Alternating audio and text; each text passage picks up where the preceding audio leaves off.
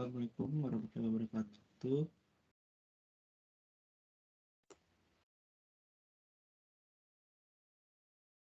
Assalamualaikum warahmatullahi wabarakatuh. Perkenalkan, nama saya Rizaldi Maulid Putraman dengan NIM 13012040844. Pada kali ini saya akan demo hasil pengerjaan tugas besar kami di mata kuliah atau jaringan komputer.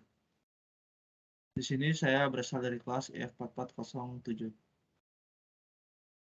Pada CL pertama, yaitu terlebih dahulu membuat tabel, dan saya membuat tabel dengan memakai 8 subnetting, diantaranya yaitu 4 host dan 4 router. Di sini saya memakai prefix 24 dan saya dengan IP awal 192.168.10.0. Setelah melakukan tabel subnetting, dilanjut untuk membuat topologi tersebut, dan bisa dilihat dari IP tersebut, bisa dilihat dari tabel yang sudah dibikin tadi. Di sini ada host pertama, R1, R2, R3, R4, dan host kedua. R1 itu tersebut router ya, router R1, 2, 3, dan 4. Setelah semuanya sudah tersambung, IP-nya sudah lengkap, lanjut untuk membuat si kode programnya tersebut.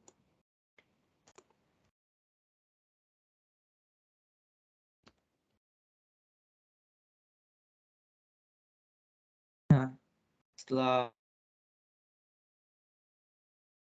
lanjut untuk membuat kode program tersebut.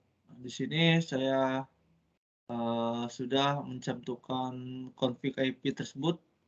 Dari si gambar topologi tersebut saya samakan yang host pertama, host 2, R1 sampai R4 sudah saya setting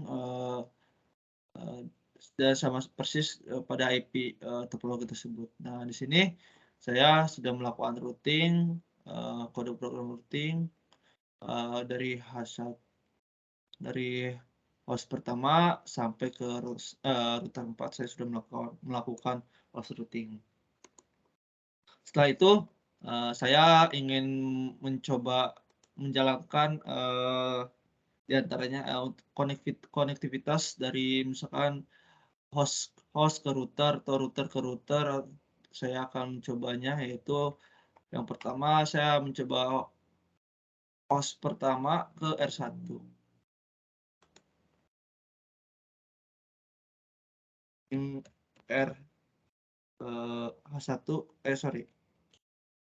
Misalkan router pertama ping H1.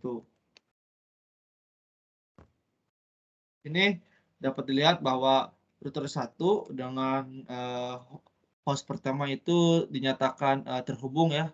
Di sini paket loss-nya tersebut 0 dan tidak ada error tersebut. Berarti kedua IP tersebut tersambung dengan baik. Selanjutnya untuk misalkan H1 ataupun misalkan R4 deh, router 4,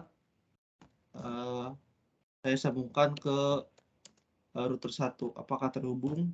Nah, bisa dilihat di sini router 4 dan router 1 terhubung. Lanjut misalkan H2 pin R1. Nah, di sini bisa dilihat terhubung semuanya, tidak ada error ataupun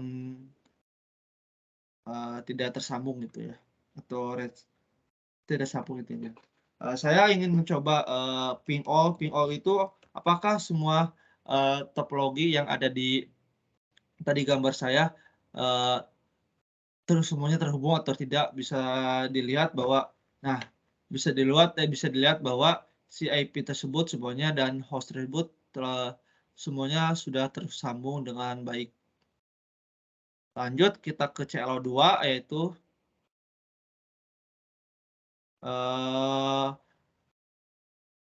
CLO2 tersebut yaitu mengimplementasikan routing pada topologi yang ada atau menguji konektivitas menggunakan ping, serta membuat tabel routing di semua host yang dibuktikan dengan ping antar host yang menggunakan traceroute. Routing tersebut fungsinya yaitu menghubungkan segmen ya jaringan lain untuk mengirimkan paket data. Di sini saya kan sudah melakukan routing pada kode program tersebut.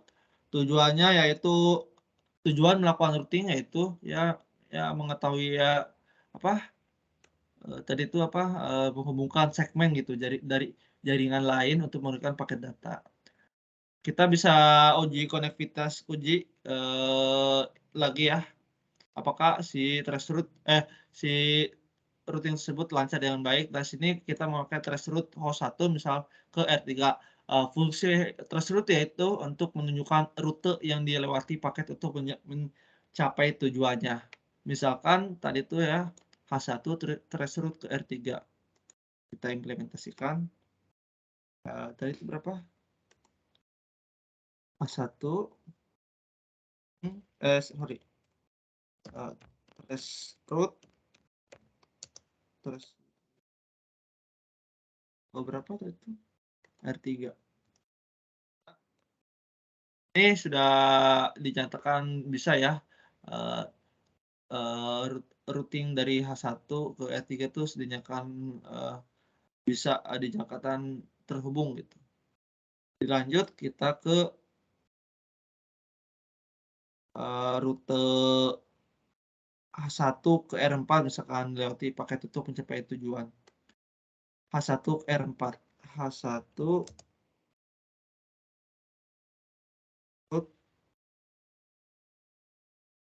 apakah bisa?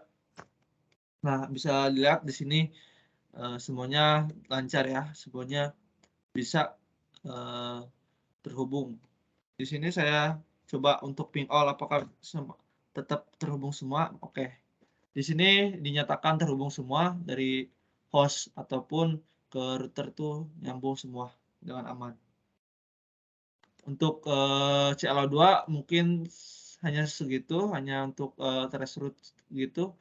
Lanjut kita ke CLO3 yaitu membuktikan TCP itu telah diimplementasikan dengan benar gitu pada topologi.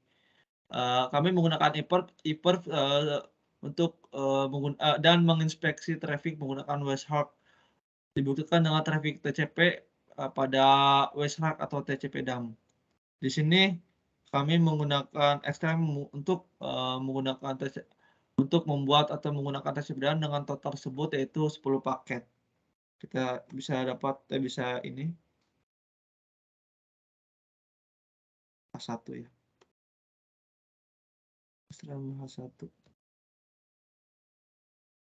Nah, di sini kita coba TCP dump.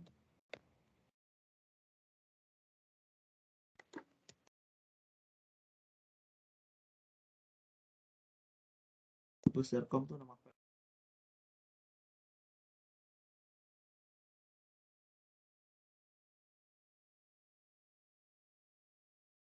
CAP minus C paket kita tunggu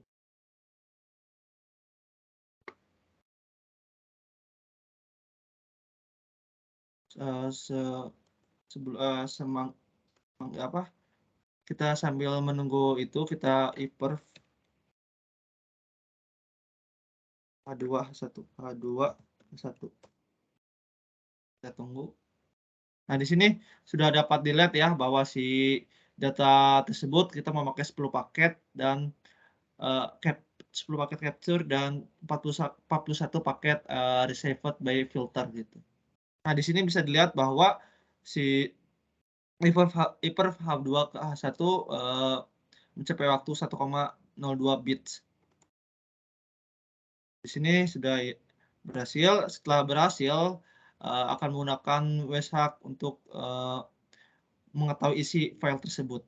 Oke, kita melihat isi file tubes.jar.com ini apakah ada error atau tidaknya. Kita lanjut.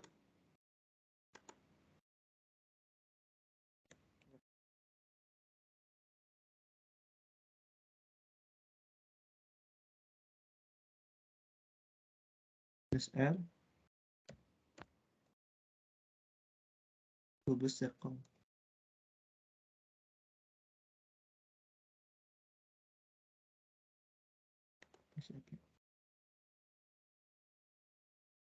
Nah, di sini langsung menampilkan si website tersebut bahwa apakah ada yang error atau tidaknya, atau isi data dari situs Serkom itu berapa, misalkan flagsnya berapa, ininya berapa untuk ini, untuk data-data tersebut lah infonya dari sini. Setelah itu kita lanjut ke CLO4, yaitu kita mencari ukuran buffer pada router, misalkan buffernya itu 20, 40, 60, dan 100. Menggunakan evolve atau mencari perbandingan waktu untuk dari buffer tersebut. Kita misalkan buffer yang sudah saya ada tampilan di sini, misalkan buffer saya itu sudah saya setting 20 misalkan. Dan di sini kita evolve tadi H2H1, host H2H1 dinyatakan bahwa si H21 H1 itu mencapai data atau mengolah datanya tuh 1000 bit per second. Dilanjut misalkan untuk buffer 40 saya evolve lagi ke host 2 dan host 1 mengolah datanya itu 1,03 bit per second. Lalu kita ke buffer 60, saya evolve lagi ke H2 ke H1 dengan olah datanya 1000 bit per second. Nah, dan terakhir untuk 100 buffer 100 saya mencoba evolve ke H1 H2-nya mencapai waktu 1,03 bit per second. Jadi dapat disimpulkan bahwa semakin besar buffer akan semakin lama juga proses evolve dikarenakan banyak data yang diolah. Tapi namun jangan juga menjadi patokan bahwa semakin besar buffer semakin lama prosesnya, karena sewaktu-waktu bisa jadi berubah. Contohnya seperti buffer berapa tadi tuh? Bentar. Oh ya, misalkan buffer 60 dan buffer 40. Di sini kan buffer 40 tuh Mbit per second ya. 1,03 Mbit per second. Sedangkan untuk buffer 60 di sini 1000 Kbit per second, di mana untuk Mbit 1,03 Mbit per second tuh lebih lebih lama gitu ya dibanding ke 1000 dibanding 1000 bit per second. Ataupun misalkan buffer sebentar. Oh ya, buffer 20 atau 60 misalkan. Di sini buffer 20 kan 1000 kbit per second, dan sedangkan buffer 60 1000 bit per second itu sama juga. Jadi intinya tuh jangan menjadi patokan bahwa semakin besar buffer itu semakin lama prosesnya. Begitu. Sekian dari kelompok kami. Mohon maaf bila ada kesalahan dan kekurangan. Wassalamualaikum warahmatullahi wabarakatuh.